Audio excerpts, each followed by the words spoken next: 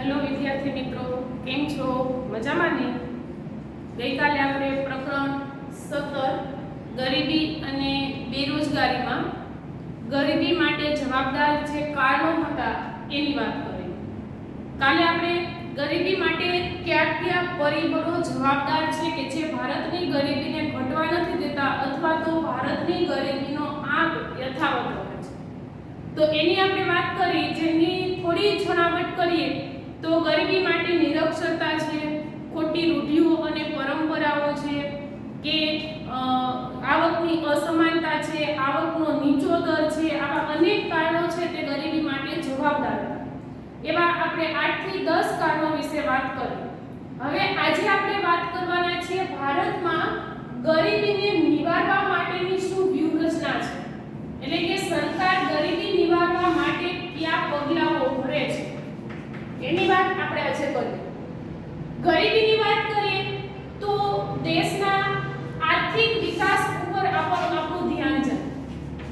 કોઈ પણ દેશનો આર્થિક વિકાસ સુયોગ્ય દિશા તરફ હશે તો એ દેશમાં ગરીબી, બેરોજગારી, ભાવ વધારો, ભ્રષ્ટાચાર વગેરે જેવી કેટલીક આર્થિક સમસ્યાઓ ઘણી ઓછી હશે.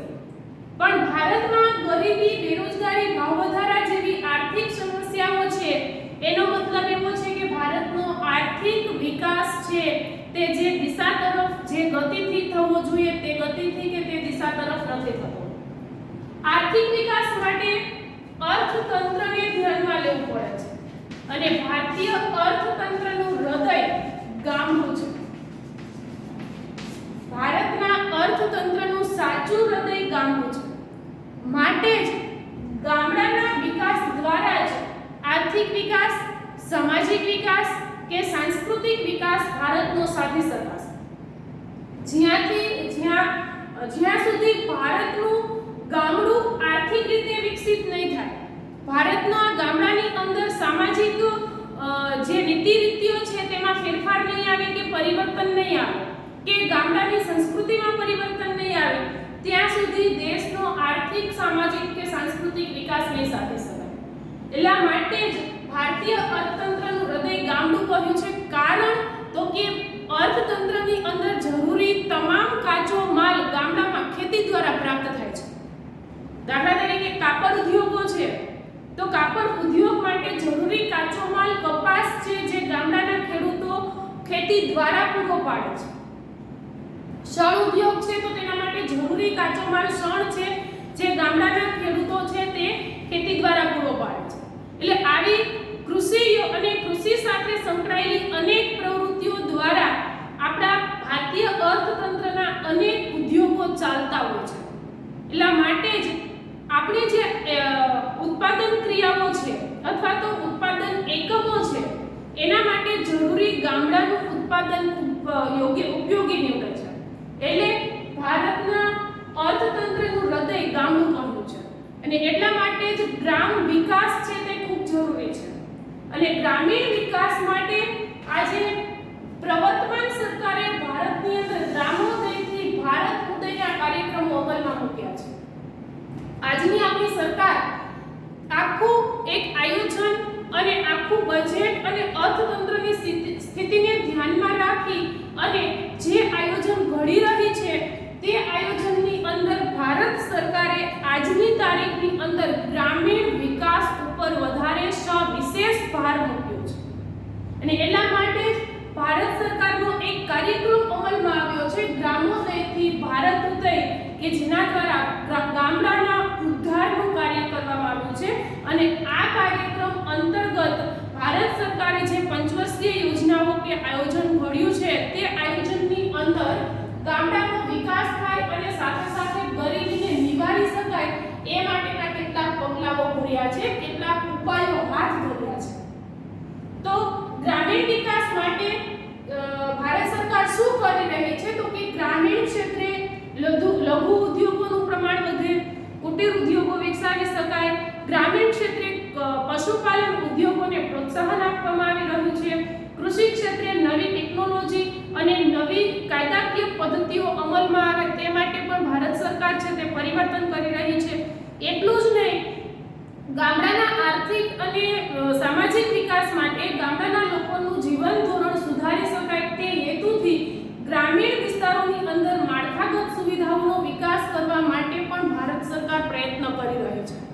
તો એના માટે ભારત સરકારે લીધેલા જે પગલાઓ છે તેની વાત કરીએ તો સૌથી પહેલું પગલું તો ભારતની અંદર ગરીબીને દૂર કરવા માટે, ગરીબી નિવારવા માટે ભારત સરકારે સર્વપ્રથમ પગલું ભર્યું છે આવકની અસમાનતાને દૂર કરવાનું. બીજું પગલું ભર્યું છે જાહેર વિતરણ પ્રણાલી એટલે કે પીડીએસ, જેમ કે પબ્લિક ડિવાઇડ સિસ્ટમ, જેના માટે વાજબી ભાવની દુકાનો ખોલવામાં આવી છે, જેને આપણે FPSS તરીકે ઓળખાવીએ છીએ, એટલે કે ફિક્સ પ્રાઇસ શોપિંગ સેન્ટર. સાથે સાથે ત્રીજું પગલું ભરવામાં આવ્યું છે રોજગારીની તકોમાં વધારો કરવા માટે સરકારે કેટલીક યોજનાઓ અમલમાં મૂકી છે. તો કૃષિ ક્ષેત્રના વિકાસ માટે, જમીન સુધારણા માટેની કેટલીક યોજનાઓ અમલમાં આવી છે. તો સાથે સાથે માળખાગત સુવિધાનો વિકાસ કરવા માટે પણ સરકારે અનેક પગલાઓ ભર્યા છે. આ પાંચે પાંચ સરકાર દ્વારા હાથ ધરવામાં આવેલા ઉપાયો છે કે જે ગરીબી નિવારવા માટે છે. તો ગરીબી નિવારવા માટેના આ જે પાંચ ઉપાયો છે એ દરેક ઉપાયની આપણે ક્રમવાઇઝ વાત કરીએ તો સૌથી પહેલા જોઈએ તો કે આવકની અસમાનતા દૂર કરવી. ગઈકાલે મેં તમને કહ્યું કે ગરીબીનું એક કારણ આવકની અસમાનતા છે. કાલે જ આપણી વાત થઈ કે ધનિક ભારતમાં ગરીબ વસે છે. આવી કહેવત વિશ્વના વિકસિત દેશો આપણા માટે ઉપયોગમાં લે છે.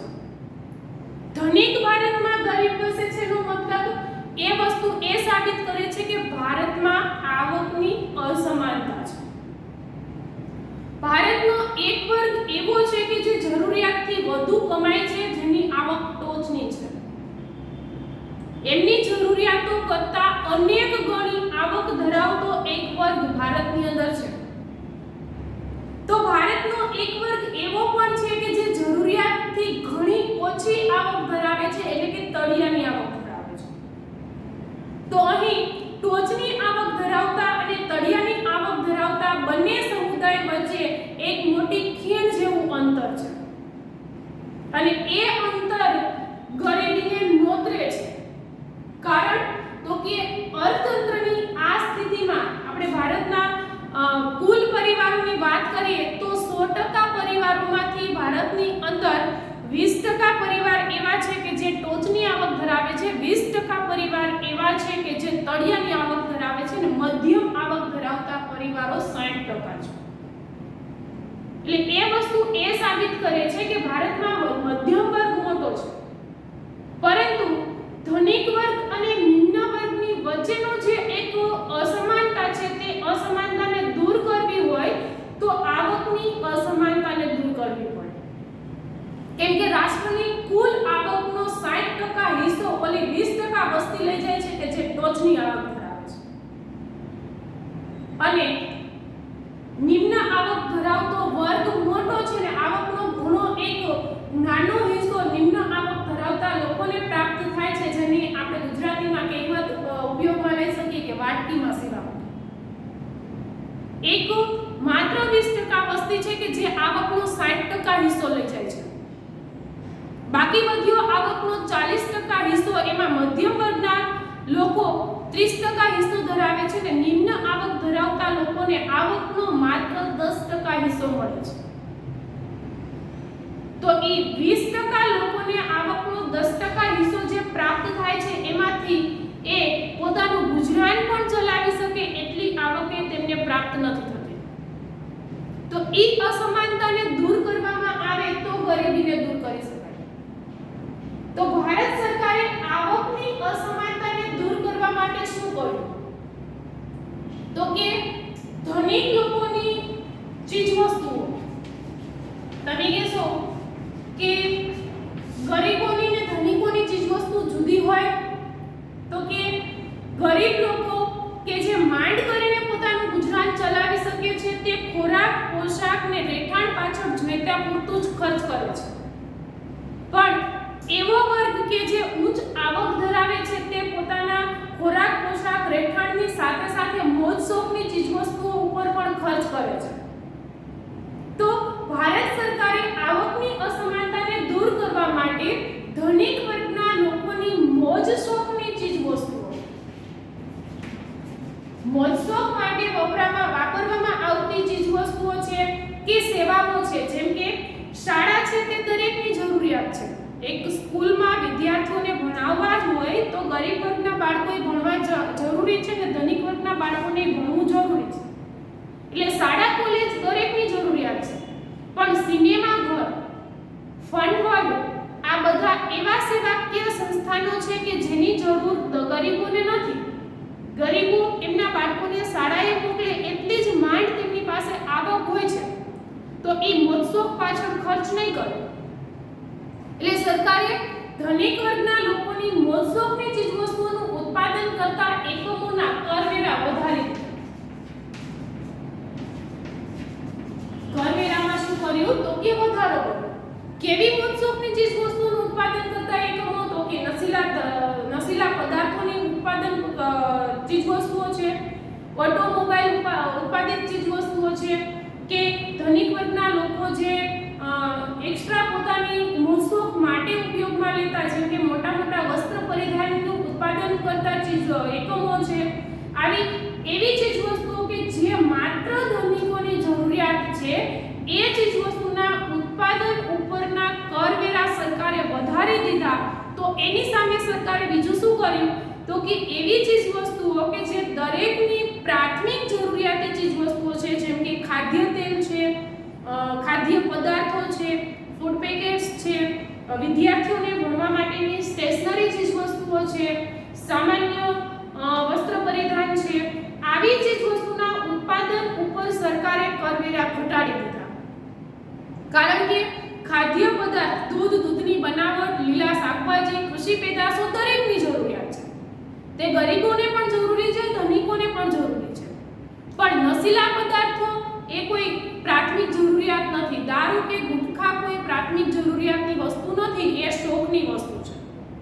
તો સરકારે એ શોખની વસ્તુના કરવેરામાં વધારો કર્યો અને જરૂરિયાતી ચીજવસ્તુઓના ઉત્પાદન પાછળ કરવેરામાં ઘટાડો કર્યો.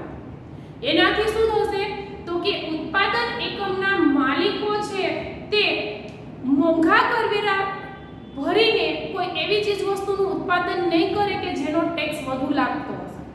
એવી ચીજવસ્તુનું ઉત્પાદન કરશે કે જેનો ટેક્સ ઓછો છે, કારણ કે માલિકને પ્રોફિટ જોઈએ છે. એટલે આવું થશે એટલે મોજશોખની ચીજવસ્તુનું ઉત્પાદન ઘટશે અને વપરાશી ચીજવસ્તુનું ઉત્પાદન વધશે. પરિણામ સ્વરૂપે બજારમાં વપરાશી ચીજવસ્તુનો જથ્થો વધશે અને એનો જથ્થો વધારે હશે તો તમામની માંગને પહોંચી વળાશે, જેથી કરીને ભાવ વધારો નહીં થાય અને ઓછા ભાવથી ગરીબો પણ પોતાની જરૂરિયાતી ચીજવસ્તુઓ ખરીદી શકશે, પોતાની આવક નીચી નહીં. સાથે સાથે ઇન્કમ ટેક્સની વાત કરીએ તો એવો વર્ગ કે જે જરૂરિયાત કરતાં વધુ કમાય છે તેમના આવક કરવેરામાં પણ સરકારે વધારો કર્યો અને એવો વર્ગ કે જે જરૂરિયાત કરતાં ઓછું કમાય છે તેમના આવક કરવેરા ઓછા રાખ્યા. દાખલા તરીકે આપણી જે સરકાર છે તેમના નવા આયોજન પ્રમાણે 3 લાખ સમથિંગ જેમની વાર્ષિક આવક હોય તેને ત્યાં સુધી કર નથી ભરવો પડતો, એટલે કે ટેક્સ નથી ભરવો પડતો. પણ 3.5 લાખથી વધુ આવક છે તેમને ટેક્સ ભરવો પડે છે સરકારના ચોપડે. તો એ વસ્તુ એ સાબિત કરે છે કે નીચી આવક ધરાવતા લોકોએ કરમાંથી મુક્તિ પ્રાપ્ત કરી છે, કારણ કે સરકારે ત્યાં આવકની અસમાનતાને દૂર કરવી છે. ધનિક અને ગરીબ વર્ગ વચ્ચે જે મોટી ખીણ છે તે ખીણને ભરવી છે. એટલે કરવેરામાં ધનિકોના કરવેરામાં વધારો કર્યો, મોજશોખની ચીજવસ્તુઓના ઉત્પાદન એકમોને ટેક્સ વધારી દીધા, સાથે સાથે જરૂરિયાત કરતાં વધુ ઊંચી આવક ધરાવતા ધનિકોની ઇન્કમ ટેક્સમાં પણ વધારો કરી અને આવકની અસમાનતાને દૂર કરી ગરીબીને નિવારવા માટેનો પ્રયત્ન ભારત સરકારે કર્યો છે. ત્યાર પછીની વાત કરીએ તો ભારત સરકારે બીજી એક મહત્વની યોજના અમલમાં મૂકી છે, જે છે જાહેર વિતરણ પ્રણાલી, PDS, જેનું ટૂંકું નામ છે PDS, એટલે કે પબ્લિક ડિવાઇડ સિસ્ટમ. જાહેર વિતરણ પ્રણાલી અંતર્ગત એવા પરિવારો કે જે અંત્યોદય છે,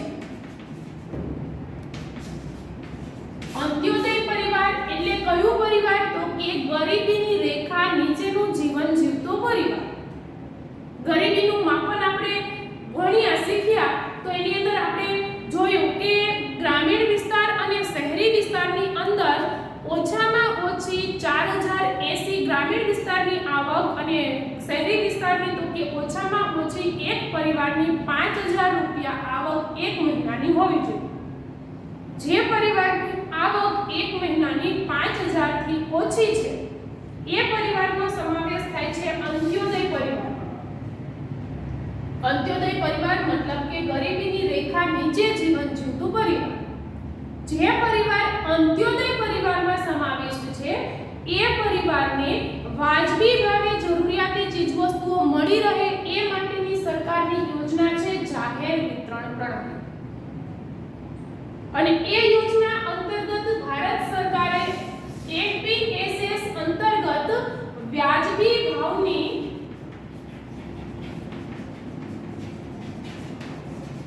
દુકાનોના લાયસન્સ સરકારે આપ્યા છે, જેને આપણે પંડિત દીનદયાળ સસ્તા અનાજ કરિયાણાની દુકાન તરીકે ઓળખીએ છીએ.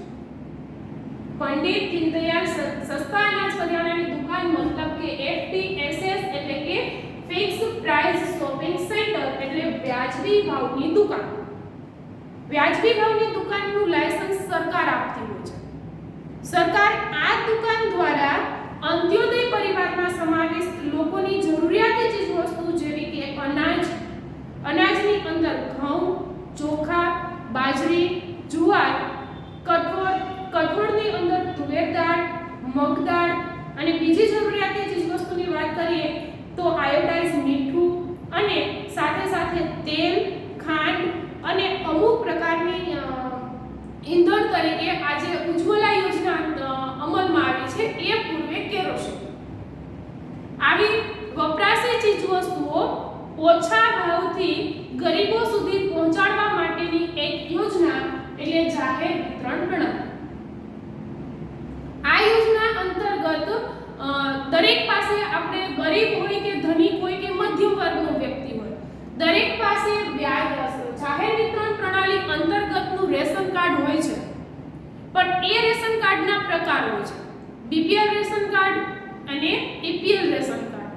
એપીએલ રેશન કાર્ડ છે તે ગરીબી રેખા ઉપરનું જીવન જીવતા લોકોનું રેશન કાર્ડ છે, જેમને અનાજ કરિયાણાની એટલે કે વાજબી ભાવની દુકાનમાંથી લાભ મળે છે પણ ઓછો મળે છે.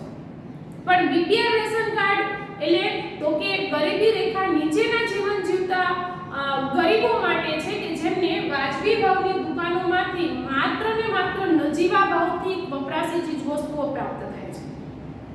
અને એ બીપીએલ રેશન કાર્ડની અંદર આજે અંત્યોદય અન્ન યોજના અંતર્ગત એવા પરિવાર કે જે મધ્યમ વર્ગમાં સમાવિષ્ટ છે પરંતુ તેમની આવક ઘણી ઓછી છે એને અંત્યોદય અન્ન યોજના અંતર્ગત પણ વાજબી ભાવની દુકાનોમાંથી અનાજનો લાભ મળે છે. એને જાહેર વિતરણ પ્રણાલી તરીકે ઓળખવામાં આવે છે. અંત્યોદય પરિવારને પ્રતિ માસ એક કુટુંબ એટલે 5 સભ્યો 5 સભ્યોને ધ્યાનમાં રાખી અને પ્રત્યેક પરિવારને પ્રતિ માસ 35 કિલો અનાજ આપે છે. કેટલું અનાજ? તો કે 35 કિલો અનાજ, જેમાં 20 કિલો ઘઉં મળે છે અને 15 કિલો ચોખા મળે છે. અંત્યોદય પરિવારને એટલે કે ગરીબીની રેખા નીચેનું જીવન જીવતા લોકોને વાજબી ભાવની દુકાનો મારફતે 20 કિલો જે ઘઉં પ્રાપ્ત થાય છે તે 20 કિલો ઘઉં પ્રતિ 2 રૂપિયાના ભાવથી અને ચોખા પ્રતિ કિલો 3 રૂપિયાના ભાવ એટલે 2 રૂપિયાના કિલો ઘઉં 3 રૂપિયાના કિલો ચોખા પ્રત્યેક અંત્યોદય પરિવારને વાજબી ભાવની દુકાન મારફતે આપવામાં આવે છે. અને એટલા જ વાજબી ભાવથી અને નીચા ભાવથી પ્રતિ માસ તેમને ખાદ્ય તેલ, અમુક પ્રકારનો કઠોળ જેમ કે તુવેર દાળ, ચણા દાળ કે મગ દાળ અને એવી જ રીતે ઈંધણ તરીકે કેરોસીન અને હવે ઉજ્જવલા યોજના અંતર્ગત માત્ર ₹2000 માં ગેસ સિલિન્ડર પણ તેમને આપવામાં આવે છે. અને સાથે સાથે દર ગેસ સિલિન્ડર જ્યારે તે ભરાવે છે ત્યારે તેમને સબસિડી પણ આપવામાં આવે છે. એટલે આ યોજના દ્વારા ગરીબોનું આવક પ્રમાણે તેમનું ખર્ચ ઓછું થાય તે ધ્યાન રાખવા માટેનો સરકારે પ્રયત્ન કર્યો છે. આજે ભારતની અંદર એફપીએસએસ એટલે કે વાજબી ભાવની દુકાનો લગભગ 4 લાખ કરતા પણ વધુ છે. અને સૌથી વધુ પારદર્શક પદ્ધતિથી વાજબી ભાવની દુકાનો દ્વારા ગરીબોને ધાન્ય વિતરણ કરવામાં આવતું હોય તો તે રાજ્ય છે આંધ્રપ્રદેશ. એક સમય એવો હતો કે ભારતની મોટા ભાગની ગરીબી આંધ્રપ્રદેશમાં હતી, પરંતુ ત્યાં વાજબી ભાવની દુકાનો અને જાહેર વિતરણ પ્રણાલીની અંદર આવેલી પારદર્શિતા એટલે કે ભ્રષ્ટાચાર રહિત કાર્ય પદ્ધતિથી ગરીબીને ખૂબ જ ઓછા સમયમાં દૂર કરી શકાય. આ રીતે જાહેર વિતરણ પ્રણાલી છે તે પણ ગરીબીને દૂર કરવા માટેનું એક સરકારે ભરેલું પગલું છે, પરંતુ તેની અંદર લોકોનો સહકાર, દુકાનદારની ઈમાનદારી અને સાથે સાથે સરકારની સજાગતા ત્રણ વસ્તુ જરૂરી છે. જો સરકાર સજાગ હશે, દુકાનદાર પ્રામાણિક હશે અને લોકો જાગૃત હશે તો આ સિસ્ટમ દ્વારા એટલે કે પબ્લિક ડિવાઇસ સિસ્ટમ દ્વારા ગરીબીને ઘણા ઓછા સમયની અંદર દૂર કરી શકાશે. ત્યાર પછીની વાત કરીએ તો ગરીબીને દૂર કરવા માટેનું ત્રીજું પગલું છે રોજગારની તકોમાં વધારો. ગ્રામીણ કક્ષાએ એટલે કે ગ્રામોદયથી ભારત ઉદય સરકારનો હેતુ છે. ગ્રામીણ કક્ષાએ મોસમી બેકારી જોવા મળે છે. મોસમી બેકારી એટલે શું? તો કે ચોમાસાની ઋતુ સિવાય ખેડૂતો બેકાર હોય છે. એમ કે એવા ખેડૂતો કે જે માત્ર વરસાદ આધારિત ખેતી કરે છે તે ચોમાસા સિવાયની ઋતુમાં ખેતી કરી શકતા નથી. એવા સંજોગોની અંદર તેમને રોજગારી આપી શકાય તે માટે સરકારે ગ્રામીણ ક્ષેત્રોમાં કુટીર ઉદ્યોગો, લઘુ ઉદ્યોગો અને ગૃહ ઉદ્યોગોનો વિકાસ થાય તે માટેના પગલાં ભર્યા છે. ખેતી અને ખેતી આધારિત ઉદ્યોગો વિકસાવવા માટે સરકારે પ્રયત્ન કર્યો છે. જેમ કે ગ્રામીણ વિસ્તારની અંદર ખેતી થતી હોય તો એને ધ્યાનમાં રાખી અને કપાસમાંથી રૂને કાંતવાના કાંતણ ઉદ્યોગો છે, રેસાને એકબીજા સાથે જોડી અને વણવાના વણાટ ઉદ્યોગો છે, સાથે સાથે હસ્તકલાને ધ્યાનમાં રાખી અને સ્ત્રીઓ દ્વારા કે સહેલી મંડળો દ્વારા હસ્તકલા ઉદ્યોગો છે, નાના મોટા ગૃહ ઉદ્યોગો જેમ કે અથાણા બનાવવાના ઉદ્યોગો છે, પાપડ બનાવવાના ઉદ્યોગો છે. આવા ગૃહ ઉદ્યોગો અને લઘુ ઉદ્યોગો અને કુટીર ઉદ્યોગોના વિકાસ માટે સરકારે તેમના ઉદ્યોગોની સ્થાપના વખતે ખૂબ જ મોટી આર્થિક સહાય અને લોન આપી છે. સાથે સાથે આવા ઉદ્યોગોની સ્થાપના વખતે લોનની સાથે તેમને સબસિડી પણ આપવામાં આવે છે. આવું કેમ? તો કે આ ઉદ્યોગો એક એવી પ્રકારના ઉદ્યોગો છે કે જેમાં મશીનનો ઉપયોગ ઓછો થાય છે, એમાં હાથ મહેનતનો ઉપયોગ વધુ થતો હોય છે. તો એ ઉદ્યોગ હોય છે નાનો, પણ 20 થી 25 લોકોને રોજગારી આપતો હોય છે. સાથે સાથે ખેતી સિવાયના નવરાશના સમયની અંદર પણ આ ઉદ્યોગ ચલાવી શકાતા હોય છે. એટલે એ બાબતને ધ્યાનમાં રાખી અને રોજગારીની તકો વધારવા માટે ભારત સરકારે ખૂબ જ મહત્વના પગલાં ભર્યા છે. સાથે સાથે એવા ગ્રામીણ વિસ્તાર કે જે ઓછી ખેતી, સિંચાઈ નબળી છે તો ત્યાં ખેતીનું પ્રમાણ ઓછું છે, જમીન નબળી છે તો ત્યાં ખેતી ઓછા પ્રમાણમાં થાય છે. જેમ કે કચ્છની જમીન ખારી છે, ત્યાં અમુક પ્રકારના જ પાક લઈ શકાય છે. વર્ષનો ઘણો મોટો સમય કચ્છના લોકો બેકાર રહે છે. તો સરકારે કચ્છના લોકોને આજીવિકા મળી રહે તે બાબતને ધ્યાનમાં રાખી ત્યાં હસ્તકલા એક્ઝિબિશન ગોઠવ્યા. સાથે સાથે કચ્છની વેરાન જમીન ખૂબ જ મોટી છે ને ત્યાં ખેતીલાયક જમીન ઓછી છે, તો સરકારે ત્યાં ઉદ્યોગો સ્થાપવા માટે માલિકોને કર મુક્તિ આપી. હવે એ માલિકો કે જે કચ્છની જમીનમાં ઉદ્યોગો સ્થાપશે તો તેને અમુક સમય સુધી ટેક્સમાંથી મુક્તિ મળે છે. તો કોઈ પણ માલિક ત્યાં મૂડી રોકાણ કરશે, ઉદ્યોગ સ્થાપના થશે તો ત્યાંના લોકોને રોજગારી મળશે. આવી અનેક યોજનાઓ અમલમાં મૂકી અને લોકોની રોજગારીને વધારવા માટેનો પ્રયત્ન કર્યો, જેથી કરીને આજીવિકા મળે, આવક મળે અને ગરીબીને નિવારી શકાય. ત્યાર પછીનું ચોથું પગલું લઈએ તો કૃષિ ક્ષેત્રનો વિકાસ. ગ્રામોદ્ધાર કરવાનો છે, ગ્રામોદય કરવાનો છે. ગામડાનો મુખ્ય વ્યવસાય છે ખેતી. તો ખેતીને સુધારવા માટે સરકારે પ્રયત્ન કર્યા છે.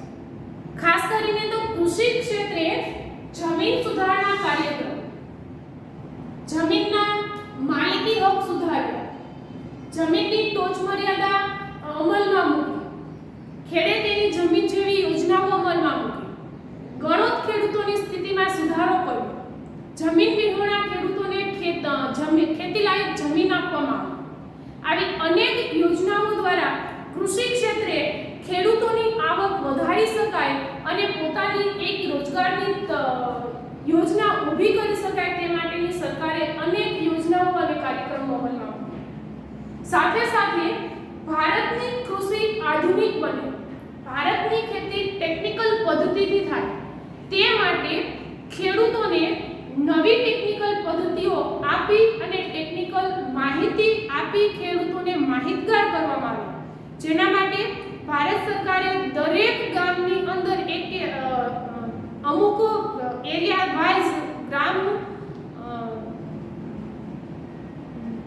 સેવકની નિમણૂક કરવામાં આવી। હવે આ જે ગ્રામ સેવક છે તે ગ્રામ સેવકનું કાર્ય શું છે તો કે સરકારે ખેતી માટે જે કાંઈ યોજનાઓ અમલમાં મૂકી છે એ યોજનાઓ ખેડૂતો સુધી લઈ જવી, ગામડાને ગ્રામ બનાવવી, ગામડાની ગ્રામ પંચાયતોની અંદર ઇન્ટરનેટના માધ્યમ થકી ખેડૂતોને ઓનલાઈન ખેતી માટેની તાલીમ આપવામાં, સાથે સાથે ખેડૂતોને જરૂરી એવા ટેકનિકલ સાધનોની ખરીદી ઉપર સરકારે સબસિડી અને લોન આપે, જેમ કે ટ્રેક્ટર છે, ખેતી માટે જરૂરી થ્રેશર છે કે ખેતી માટે જરૂરી એવા કટર કે યાંત્રિક સાધનો છે, એ સાધનોની ખરીદી માટે સરકાર લોન પણ આપે છે, સાથે સાથે સબસિડી આપે છે, વ્યાજ માફી આપે છે। એટલું જ નહીં, ખેડૂતો ટપક સિંચાઈ પદ્ધતિ, ફુવારા સિંચાઈ પદ્ધતિનો અમલ કરે તો તે માટે પણ સરકાર તેમને ખૂબ જ મોટી સહાય આપે છે। વીજળીનો ઉપયોગ કર્યા વિના ખેડૂતો સૌર ઉર્જાનો ઉપયોગ કરી અને ખેતી કરે કે જેમાં સોલાર પેનલ બેસાડે તો તે માટે પણ સરકાર 50% સબસિડી અને આર્થિક સહાય આપે છે। એટલે આવી અનેક ટેકનિકલ પદ્ધતિઓ ખેડૂતો સુધી સરકારે પહોંચાડી, ખેડૂતોની આર્થિક સ્થિતિમાં સુધારો કરવા માટેના પ્રયત્નો કર્યા, નવા બિયારણો, સુધારેલા બિયારણો, જંતુનાશક દવાઓ અને રાસાયણિક ખાતરોની નવી ફેક્ટરીઓ શરૂ કરવામાં આવી, સાથે સાથે એ બિયારણો અને રાસાયણિક ખાતરો ખેડૂતો ખરીદી શકે તે માટે ધિરાણ પણ આપવામાં આવ્યું અને એ યોજનાઓ દ્વારા ખેડૂતોની આર્થિક સ્થિતિમાં સુધારો કરી કૃષિ ક્ષેત્રે વિકાસાત્મક પરિવર્તન લાવી ગરીબીને દૂર કરવા માટેનો પ્રયત્ન થયો। એટલું જ નહીં, ગરીબીને દૂર કરવા માટેનું એક પાંચમું પગલું છે માળખાગત સુવિધાઓમાં વધારો।